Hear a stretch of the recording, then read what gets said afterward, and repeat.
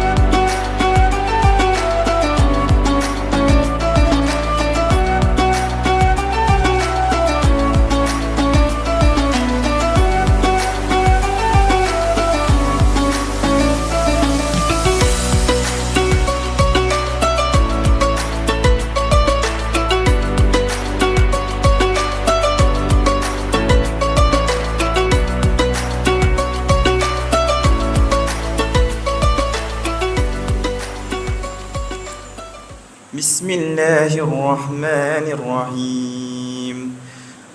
والضحى والليل إذا سجى ما ودأك ربك وما قلى وللآخرة خير لك من الأولى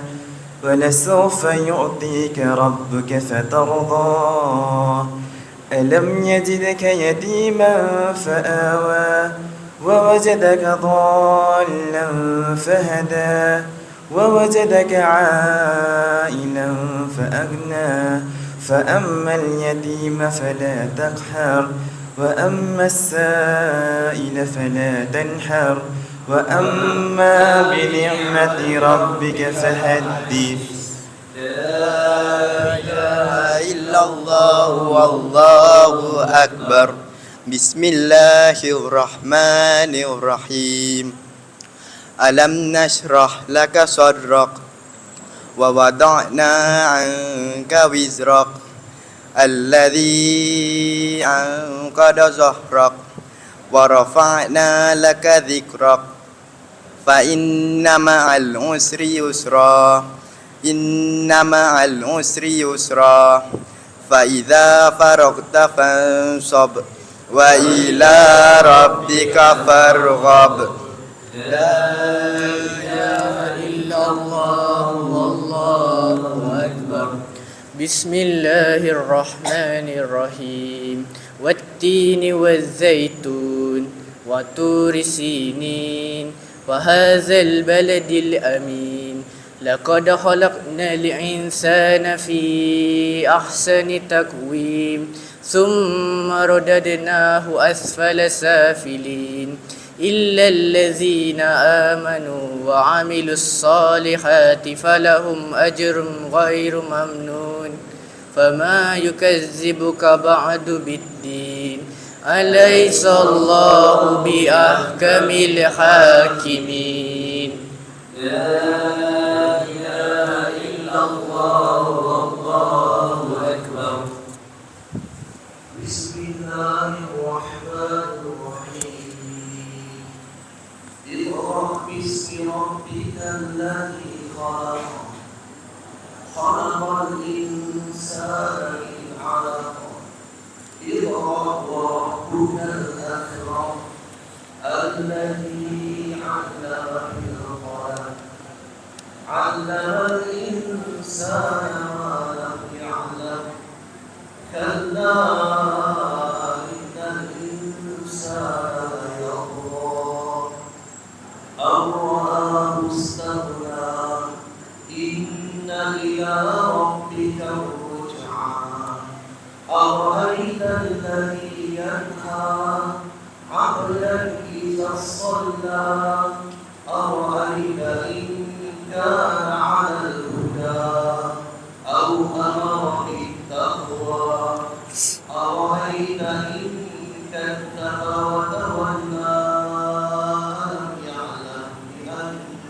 الله يرى كلا لئن لم ينته لنسفعا بالناصية ناصية كاذبة خاطئة فليدع نادية سندع الزبانية كلا لا واسجد واقترب لا إله إلا الله والله أكبر بسم الله الرحمن الرحيم إنا أنزلناه في ليلة القدر وما أدراك ما ليلة القدر ليلة القدر خير من ألف شهر تنزل الملائكة والروح فيها بإذن ربهم من كل أمر سلام هي حتى مطلع الفجر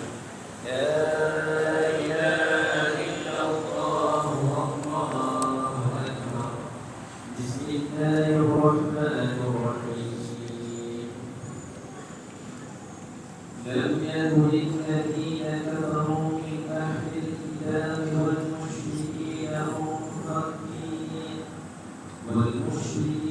منفكين حتى تأتيهم البينة رسول من الله يتلو صحفا مطهرة فيها نور قيمة وما تفرق الذين أوتوا الكتاب إلا من بعد ما جاءتهم البينة وما أمروا إلا ليعبدوا الله مخلصين له الدين حنفاء ويقيموا الصلاة ويؤتوا الزكاة وذلك دين القيمة إن الذين كفروا من أهل الكتاب والمشركين في نار جهنم خالدين فيها أولئك هم شر البرية إن الذين آمنوا وعملوا الصالحات أولئك هم خير البرية جزاؤهم عند ربهم جنات عدن تجري من تحتها الأنهار خالدين فيها أبدا رضي الله عنهم ورضوا عنه ذلك لمن خشي ربه لا إله إلا الله والله أكبر بسم الله الرحمن الرحيم إذا زلزلت الأرض زلزالها وأخرجت الأرض أثقالها وقال الإنسان ما لها يومئذ تحدث أخبارها بأن ربك أوحى لها يومئذ يصدر الناس أشتاتا ليروا أعمالهم فمن يعمل مثقال ذرة خيرا يره ومن يعمل مثقال ذرة شرا يره لا إله إلا الله والله أكبر بسم الله الرحمن الرحيم والعاديات ضبحا فالموريات قدحا فالمغيرات صبحا فأثرن به نقعا فوسدن به جمعا إن الإنسان لربه لكنود وإنه على ذلك لشهيد وإنه لحب الخير لشديد أفلا يعلم إذا بعثر ما في القبور وحصل ما في الصدور إن ربهم بهم يومئذ لهم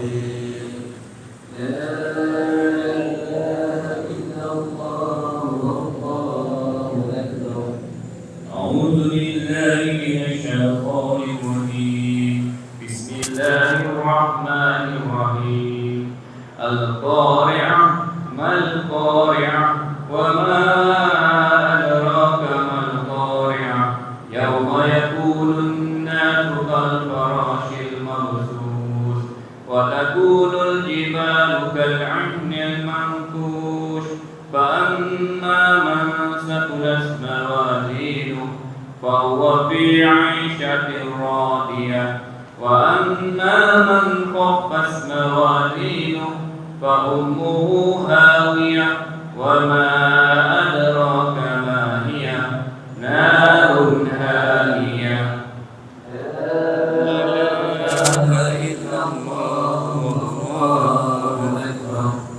بسم الله الرحمن الرحيم ألهاكم التكاثر حتى زرتم المقابر كلا سوف تعلمون ثم كلا سوف تعلمون كلا لو تعلمون علم اليقين لترون الجحيم ثم لترونها عين اليقين ثم لتسألن يومئذ عن النعيم لا إله إلا الله والله أكبر بسم الله الرحمن الرحيم والعصر إن الإنسان لفي خسر إلا الذين آمنوا وعملوا الصالحات وتواصوا بالحق وتواصوا بالصبر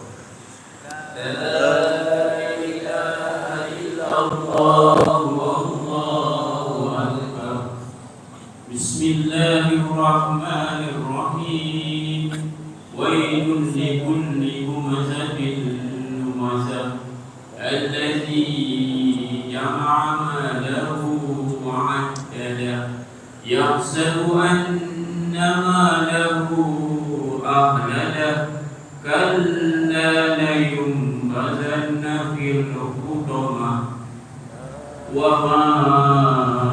أدراك ما الحطمة نار الله الموقدة التي تطلع على الأفئدة إنها عليهم مؤصدة في عمل ممددة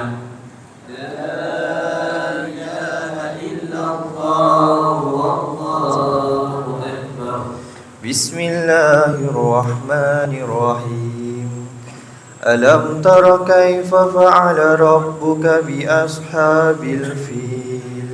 ألم يجعل كيدهم في تضليل وأرسل عليهم طيرا أبابيل ترميهم بحجارة من سجيل فجعلهم كعصف مأكول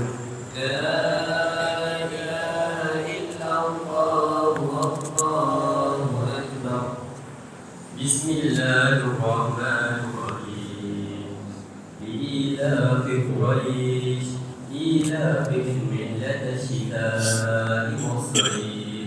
فليعبدوا رب هذا البيت الذي أطعمهم من جوع وآمنهم من خوف لا إله إلا الله والله أكبر بسم الله الرحمن الرحيم أرأيت الذي يكذب بالدين فذلك الذي يدعو اليتيم ولا يحض على طعام المسكين فويل للمصلين الذين هم عن صلاتهم ساهون الذين هم يراءون ويمنعون الماعون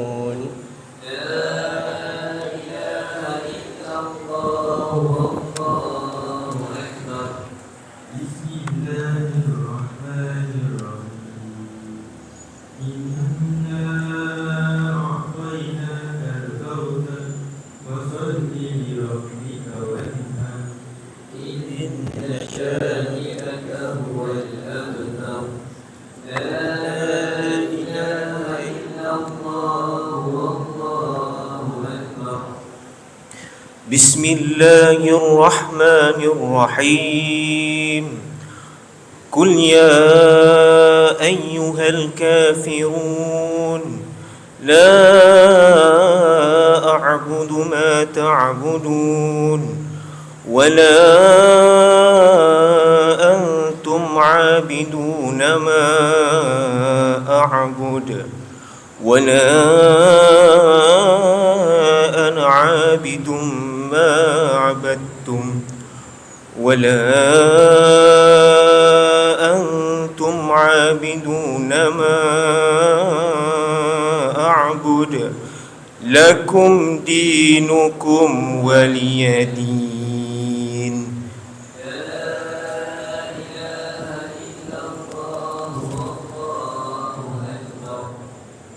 بسم الله الرحمن الرحيم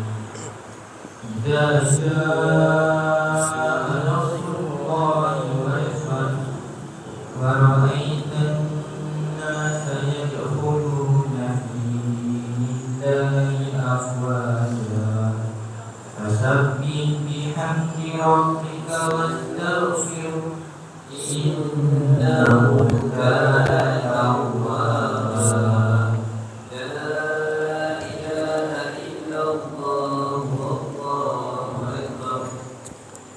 بسم الله الرحمن الرحيم تبت يدا أبي لهب وتب ما أغنى عنه ماله وما كسب سيصلى نارا ذات لهب وامرأته حمالة الحطب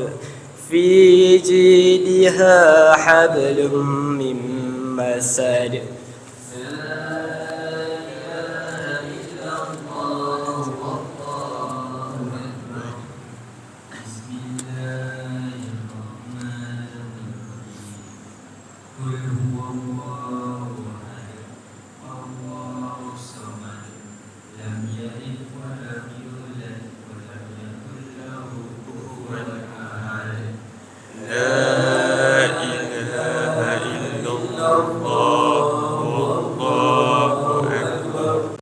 بسم الله الرحمن الرحيم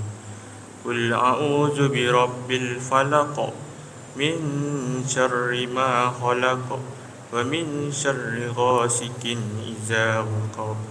ومن شر النفاسات في العقد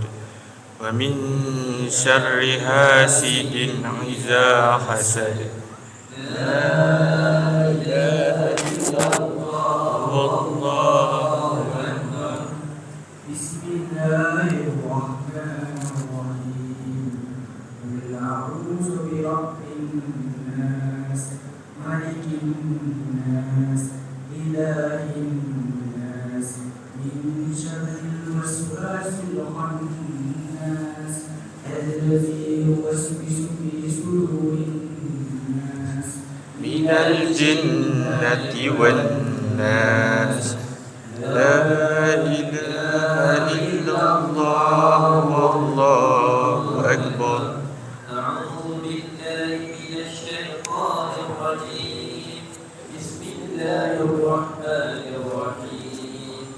الحمد لله رب العالمين الرحمن الرحيم مالك يوم الدين إياك نعبد وإياك نستعين اهدنا الصراط المستقيم صراط الذين أنعمت عليهم غير المغضوب عليهم ولا الضالين.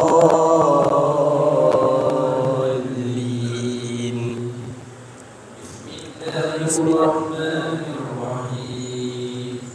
ألف لام ميم ذلك الكتاب لا ريب فيه هدى للمتقين الذين يؤمنون بالغيب ويقيمون الصلاة ومما رزقناهم ينفقون والذين يؤمنون بما أنزل إليك وما أنزل من قبلك وبالآخرة هم يوقنون أولئك على هدى من ربهم وأولئك هم المفلحون العظيم.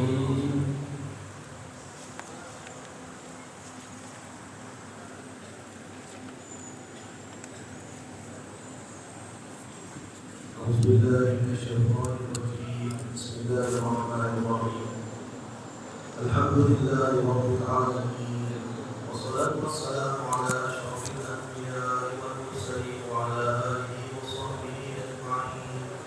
اللهم اغفر لنا ذنوبنا ولوالدينا وارحمهما كما ربيانا صغيرا ولجميع المسلمين والمسلمات والمؤمنين والمؤمنات الأحياء منهم والأموات برحمتك يا أرحم الراحمين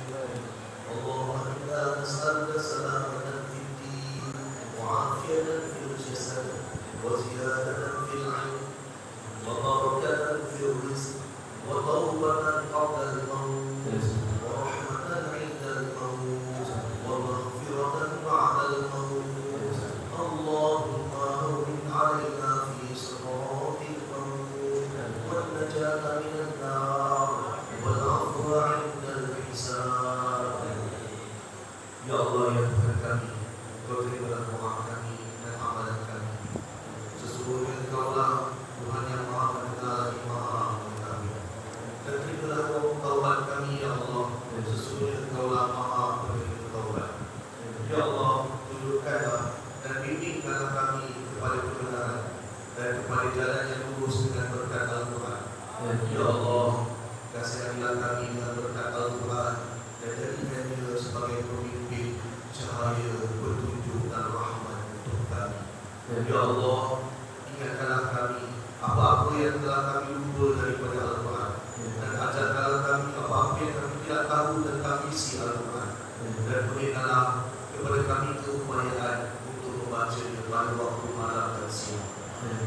Kau jadikanlah ya Allah Al-Quran itu sebagai hujah untuk kami wahai Tuhan yang memelihara sekian alam ya Allah Kau hiasilah diri kami dengan keindahan Al-Quran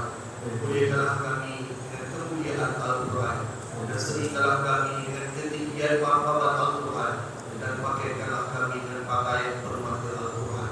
masukkanlah kami ya Allah ke dalam syurga dengan syafaat Al-Quran selamatkan kami ya Allah daripada segala bencana dunia dan azab pada hari akhirat dengan berkat kehormatan Al-Quran ya Allah jadikanlah Al-Quran semasa hidup kami di dunia ini sebagai rakan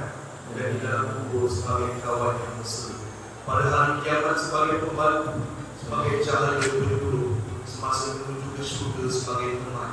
dan sebagai penghalang dan pendinding dari api neraka ya Allah jadikanlah Al-Quran untuk kami sebagai panduan dan ikutan kepada segala kebaikan dengan hikmah mulia, kemurahan dan kemuliaan wujud ya Allah Tuhan yang maha pemurah ya Allah tunjukilah kami dengan petunjuk Al-Quran selamatkanlah kami dari api neraka sebab kemuliaan Al-Quran tinggikanlah darjat martabat kami dengan sebab kelebihan Al-Quran dan hapuskanlah ya Allah segala dosa kejahatan kami ya Allah dengan sebab membaca Al-Quran ya Allah Tuhan yang maha pengasih lagi maha penyayang Rabbana taqabbal minna du'a'ana innaka antas samiul alim wa tub 'alaina ya Allah innaka antat tawwabur rahim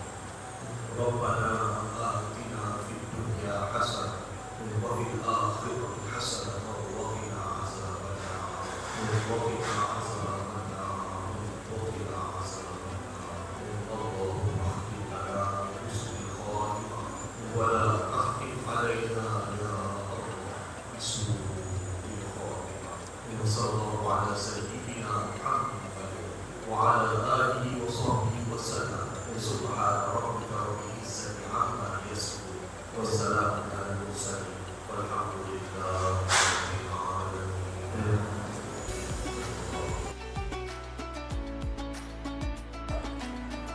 Bulan Ramadan telah berlalu, semoga menjadi kenangan manis buat semua. Terima kasih kepada penonton yang telah menonton video penutupan Ihya Ramadan SMK Datuk Harun 2025.